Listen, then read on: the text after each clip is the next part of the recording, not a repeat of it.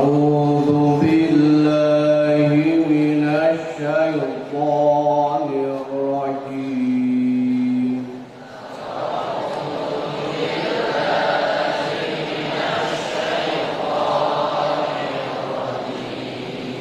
بسم الله الرحمن الرحيم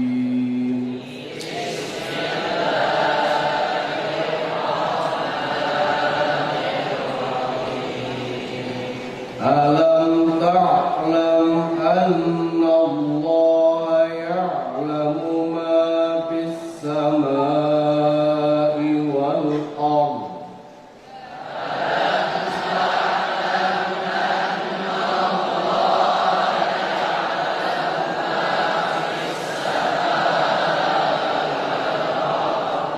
إن ذلك في كتاب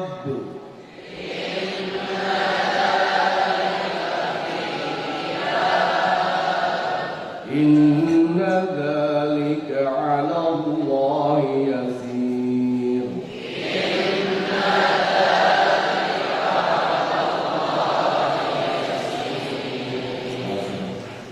أعوذ بالله من الشيطان الرجيم بسم الله الرحمن الرحيم ألم تعلم أن الله يعلم ما في السماء والأرض إن ذلك في كتاب إن ذلك على الله يسير بسم الله الرحمن الرحيم الحمد لله رب العالمين والصلاة والسلام على أشرف الأنبياء والمرسلين وعلى آله وصحبه أجمعين كلام قديم لا يمل سماعه تنزل وللرافع المنية به نستقي من كل داء ونور ودليل لقلوبنا حين جهلنا وخيراتنا فيا ربنا متعنا بسر حروفه ونور به قلوبنا وسمعنا ومقلتنا بسم الله الرحمن الرحيم Alam ta'lam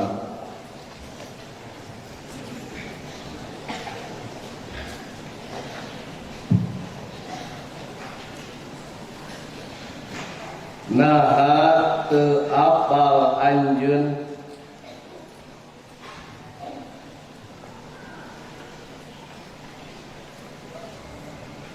Anallaha karena sanyana Allah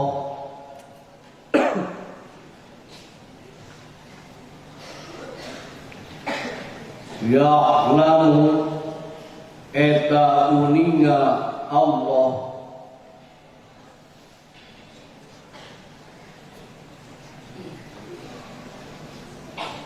ma kana perkara Fissamai anu tetep ma aya di langit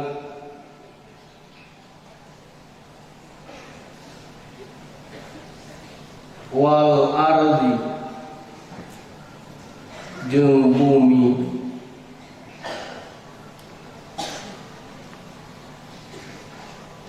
inna dzalika sanyana itu ma fis samai wal ard fi kitabin eta tetep aya dina tulisan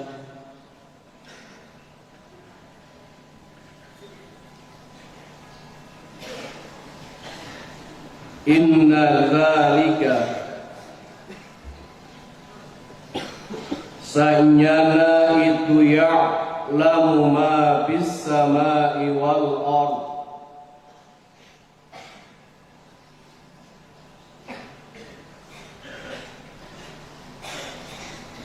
alallahi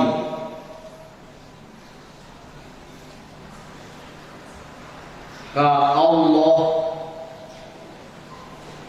yasirun eta anu gampang.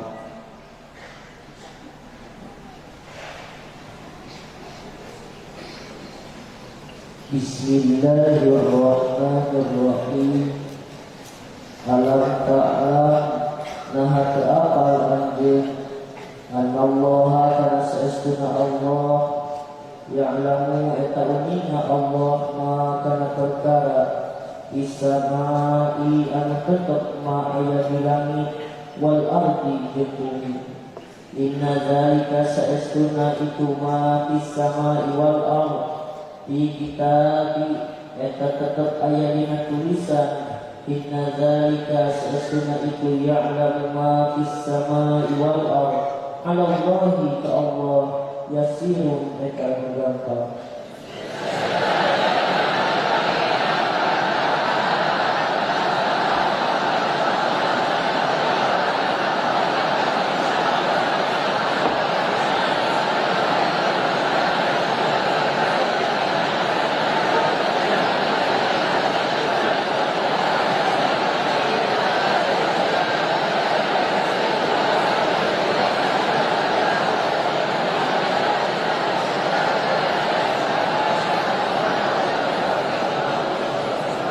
Bismillahirrahmanirrahim.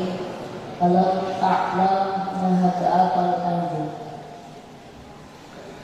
Al istifhamu ari istifham fihi dina lafaz alam ta'lam li taqriri eta tetep pikeun netepkeun Allaha kana sa'ina Allah ya'lamu eta unina Allah ma kana perkara bisama'i anu tetep ma aya di bumi aya di langit wal ardi sarun.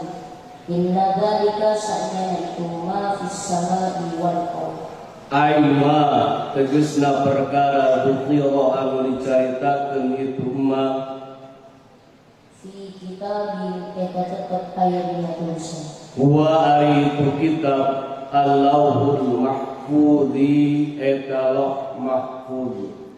Inna dzalika sa'na itu ya'lamu ma fis sama'i wal ardi 'ala Allahi ka Allah yasirun eta gampang. Ae ilmama tegesna nganyahokeunna perkara dzukira anu dicaritakeun itu mah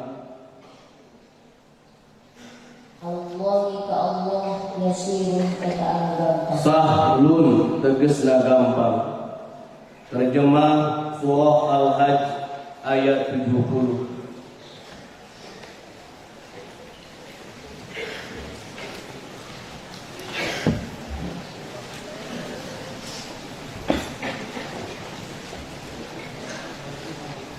Naha maneh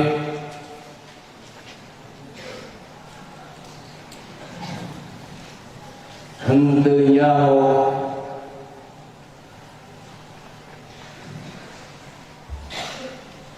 yen saestuna Allah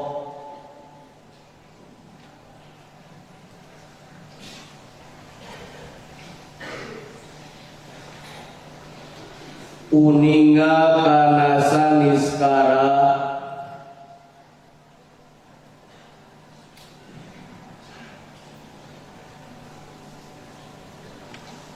anu aya di langit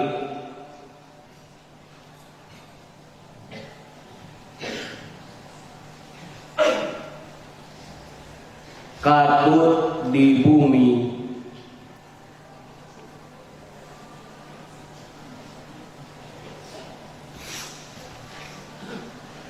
saestuna hal eta teh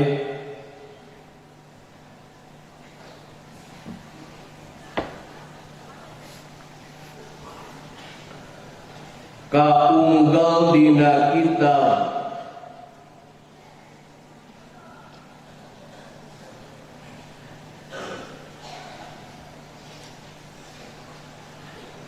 atau Lauh Mahfuz.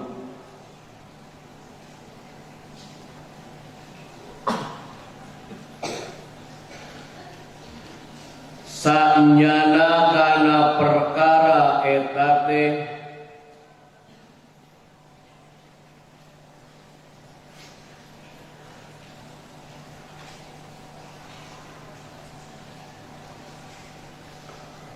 Allah maha gampileun pisan.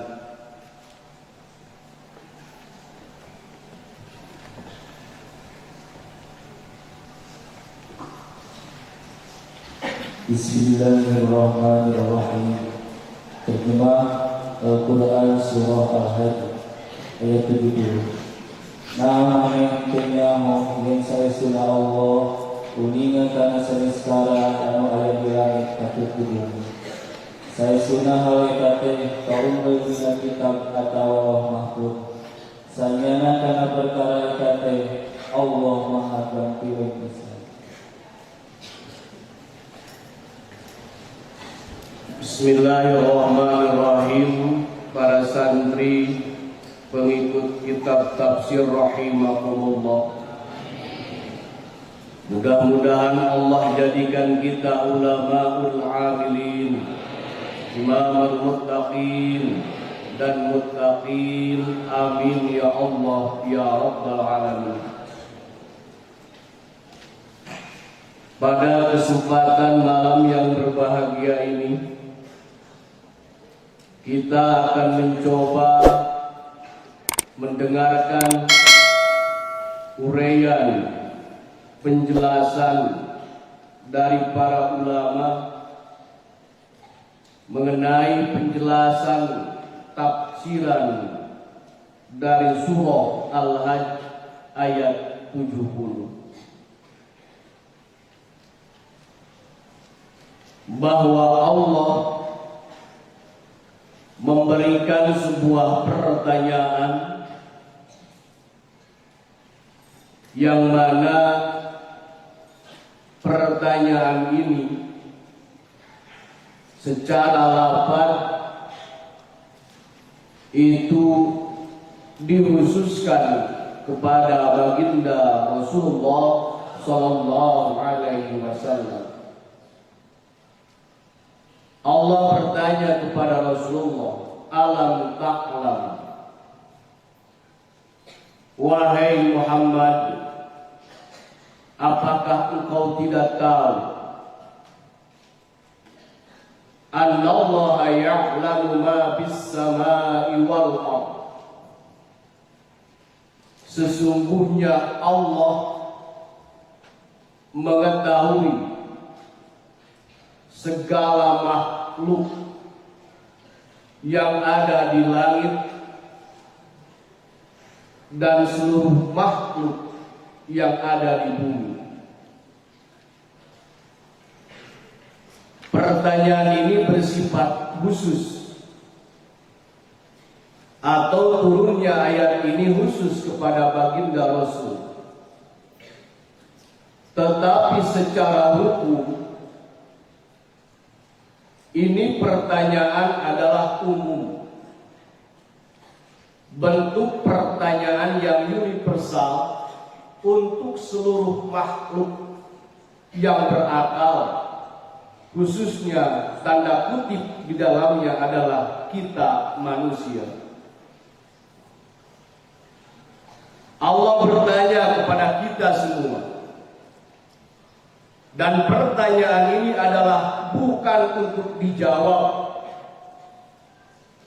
Pertanyaan ini bukan untuk dibantah, tetapi murni bentuk pertanyaan ini adalah litakriri. Bentuk pertanyaan ini adalah sebuah penetapan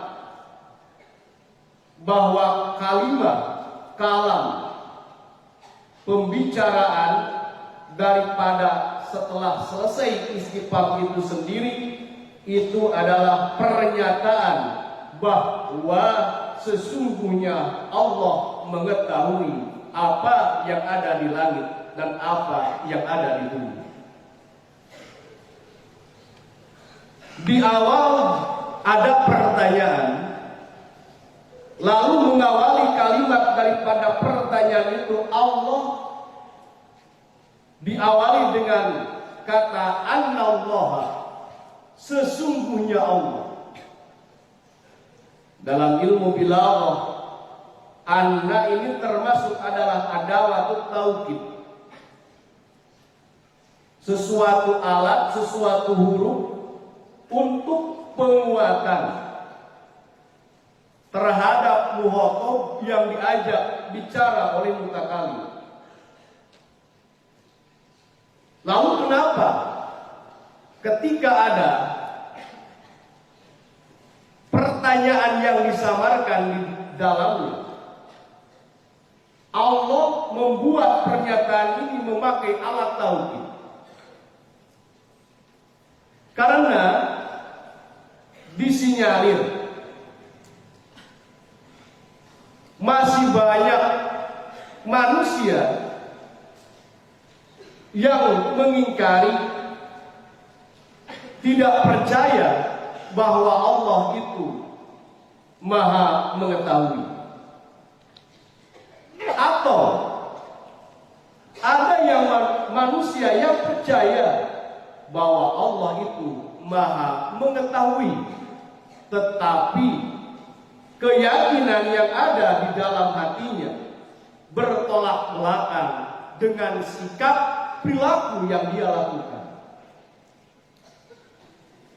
Dia paham, dia tahu Allah Maha mengetahui, tetapi di dalam dirinya selalu sikap dan perilakunya jauh daripada ketentuan syarat, jauh dari apa yang diperintahkan Allah. Maka walaupun dia paham, walaupun dia yakin, maka keyakinan itu belum ada efek positif terhadap sikap yang dilakukan oleh diri mereka. Makanya Allah di sini menguatkan, wahai segenap manusia, kalian harus percaya, kalian harus yakin bahwa Allah Maha mengetahui. Seperti yang kita ketahui bahwa ta'aluk daripada ibadah sifat ilmu itu adalah inkisab. Tidak ada yang terhalang, tidak ada yang remang-remang, tidak ada yang samar. Semuanya akan nampak jelas di hadapan Allah Subhanahu wa ta'ala.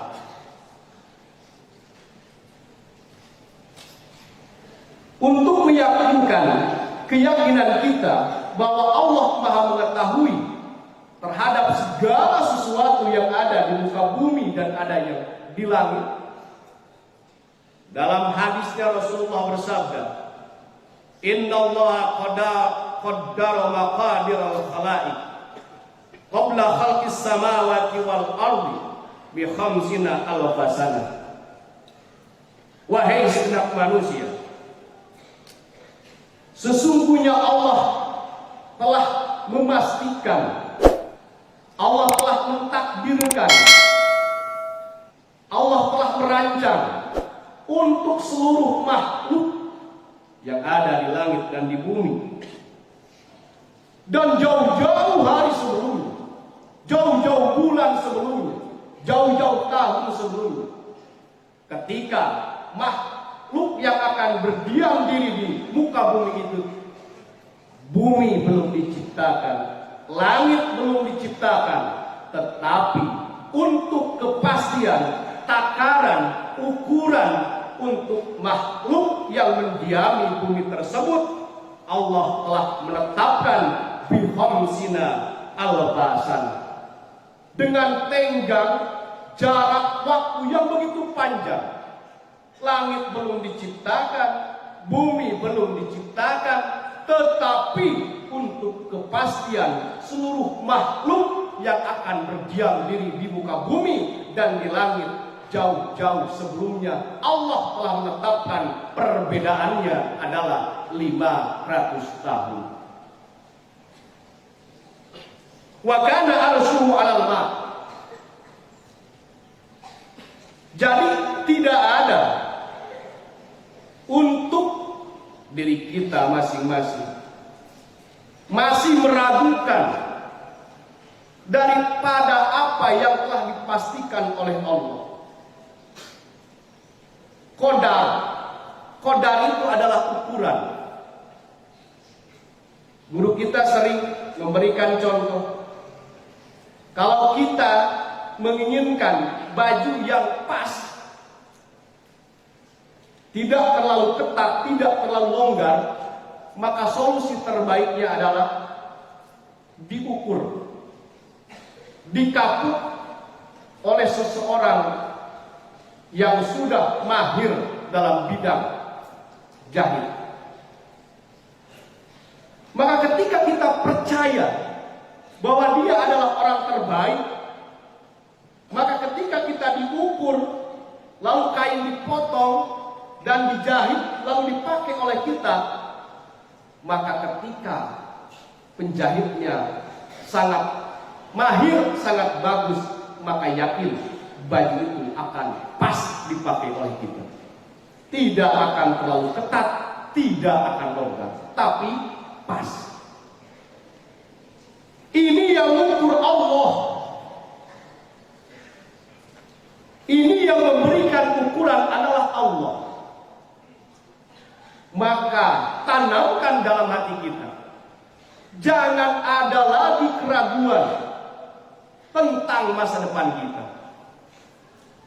Hari ini kita santri yang mondok, yang berdiam diri, mengkaji kitab kuning, maka tidak ada halangan bahwa dalam sirat yang kita laksanakan, dalam perjalanan yang kita lalui, maka disinilah kita akan menggapai harapan dan cita-cita kita. Kita tidak tahu Miftul Huda. Dulu belum terbenak di dalam hati kita untuk mondok di pondok ini. Tapi entah apa gerangan, malam ini kita bisa duduk bersama di masjid ini. Maka ketika kita ditempatkan di suatu tempat yang sangat luar biasa, ajaran yang sangat luar biasa, yakinkan dalam hati kita, kita akan sukses dunia dan akhirat. Kita akan berhasil, kita akan menggapai segalanya. Karena yang memberikan harta, yang memberikan ilmu, itu bukan manusia, tetapi yang memberikan fasilitas semuanya kepada kita, itu adalah hak veto Allah. Tinggal yang harus kita pikirkan adalah cara untuk menjemput kepastian Allah yang telah Allah tetapkan untuk kita. Kita ikhtiar menjemput harta, kita ikhtiar menjemput ilmu, kita ikhtiar supaya punya karakter yang sangat luar biasa tertanam di dalam diri kita. Kita melakukan semua program aturan pesantren. Maka ketika ada keyakinan di dalam hati kita, maka yakin apa yang kita yakini Allah akan berikan di samping ikhtiar yang kita lakukan. Lalu yang kedua harus kita catat, kalau Allah mengetahui semua makhluk, jangankan makhluk yang besar, makhluk yang kecil yang dinamakan dalam Al-Quran dinamakan darah atau atom yang sangat kecil yang tidak terlihat oleh mata kita, maka bakteri yang ada di atom tersebut Allah mengetahui. Bakteri yang sangat kecil ada di atom tersebut Allah mengetahui. Bahwa setiap makhluk hidup semuanya bisa hidup karena ada uraian bakteri. Maka Allah itu mengetahui. Maka berarti jangan berani kita melaksanakan dosa, kita menjauhi perintahnya, kita tidak taat kepadanya dengan alasan kita jauh dari orang tua yang memperhatikan kita, dua mata guru kita yang terbatas untuk memantau daripada sikap laku kita, pengurus jumlah yang sangat terbatas. Maka tanamkan ketika kita melanggar aturan, ketika kita melaksanakan dosa, maka itu semua diketahui oleh Sang Khalik Allah Rabbul Ijadah. Maka ketika kita taat, tidak perlu kita ingin ditilai oleh orang lain, karena orang di sekeliling kita mereka tidak memiliki surga. Begitupun ketika kita salah, mereka di sekeliling kita tidak memiliki neraka. Tidak perlu ketika kita taat ada ria, tidak perlu ketika kita taat ada uzur, karena mereka semua sama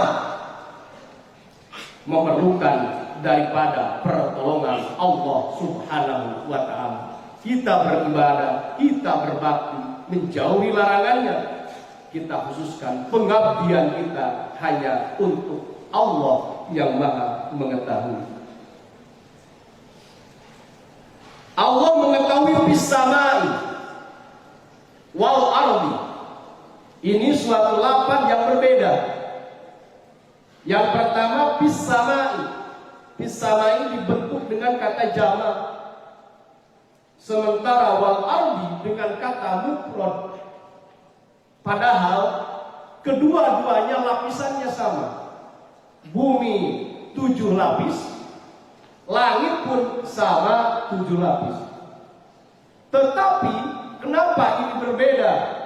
Yang satu memakai redaksi jamak, yang satu memakai redaksi mufrad. Karena 7 lapis langit, setiap lapisan satu untuk ke lapisan yang kedua itu ada ruang kosong. Ada ruang kosong yang ditempati oleh para malaikat.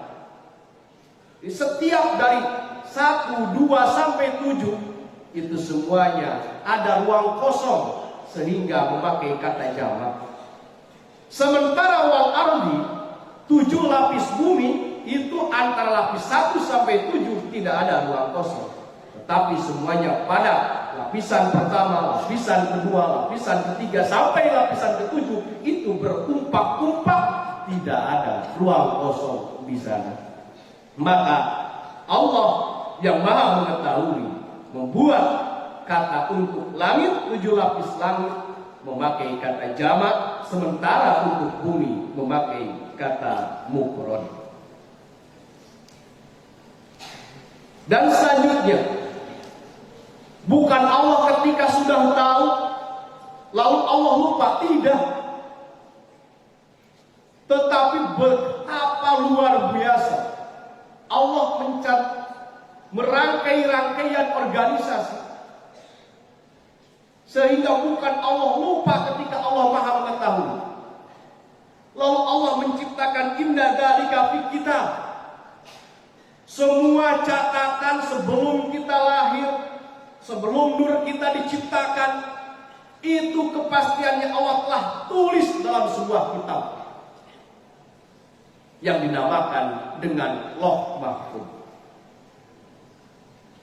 Begitupun ketika kita lahir, terlahir dari bapak anu, ibu anu, maka perjalanan kita mulai dari bayi sampai dewasa ini, apa yang kita lakukan, toh amal soleh ataupun itu adalah kesalahan, kehilapan, semuanya tercatat, tersusun rapi di kitab, ditulis semuanya untuk pembuktian kelak di akhirat bahwa apa yang kita lakukan ketika kita di dunia. Lauh Mahfuz itu tulisan itu bukan seperti buku yang kita pegang sekarang, bukan seperti kitab yang kita pegang sekarang. Dalam tafsir Shawi dinyatakan bahwa Lauh Mahfuz itu wahwa min duraqi, bahwa Allah Mahfuz ini diciptakan makhluk Allah dari mutiara baydain yang putih bersih, fauqas samai sabi'ah, berada ditempatkan oleh Allah di atas langit ketujuh, mu'allaqun fil hawa, tidak ada cantelan tetapi melayang di awang-awang. Tuluhu ma baina sama'i wal ardh, besar daripada Lauh Mahfuz itu adalah untuk ukuran panjangnya antara seluruh langit dan seluruh bumi. Makhluk Allah ini sangat besar. Seluruh langit dan seluruh bumi itu adalah Lauh Mahfuz. Dan untuk lebarnya antara masyriq dengan maghrib. Jadi untuk tingginya antara jarak daripada langit, jarak antara bumi ke langit, dan untuk lebarnya antara masyriq wal maghrib. Itu sangat luar biasa besar. Cukup untuk mencatat seluruh amal perbuatan sebelum manusia lahir dan setelah manusia lahir sampai mati, dari mulai diciptakan sejak ada di muka bumi, diciptakan Nabi Adam alaihissalam dan Siti Hawa, termasuk kita sekarang ini. Malah dalam hadis lain dinyatakan bahwa Lauh Mahfuz ini, Nabi bersabda, awwalu ma khalaqallahu al-qalam, bahwa makhluk yang pertama kali diciptakan oleh Allah adalah al-qalam, yaitu Lauh Mahfuz. Dan hadis ini tidak berbenturan dengan hadis qudsi, bahwa pernyataan Allah bahwa makhluk yang pertama ada adalah Nur Muhammadiyah. Jadi yang pertama itulah Nur Muhammadiyah.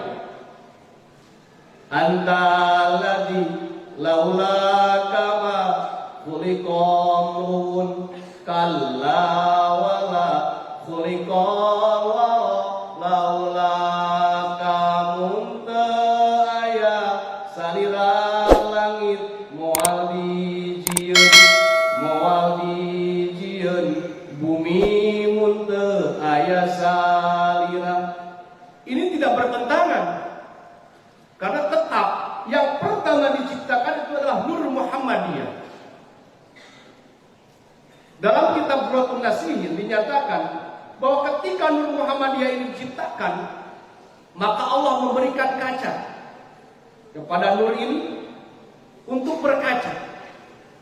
Maka Nur Muhammadiyah yang bergetar, begitu ta'ajub, merasa malu melihat nur yang sangat luar biasa bagus. Dan Nur Muhammadiyah ini berkeringat. Dinyatakan keringat yang pertama itu adalah cikal bakal daripada nur daripada Abu Bakar As-Siddiq.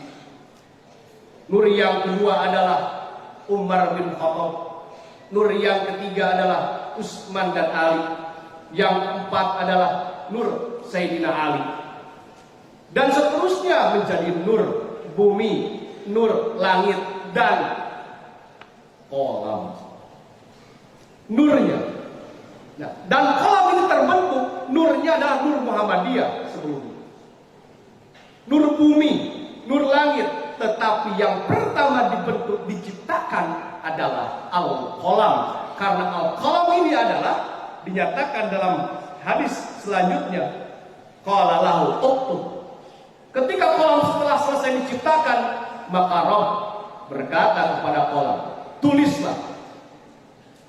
Maka kolam menjawab, qala wa ma aktub. Ya Rabb, apa yang harus aku tulis? Maka Allah berfirman, qala uktub ma huwa kainun. Tulislah semua yang telah aku tetapkan, yang telah aku takdirkan sebelum manusia diciptakan dan setelah manusia diciptakan.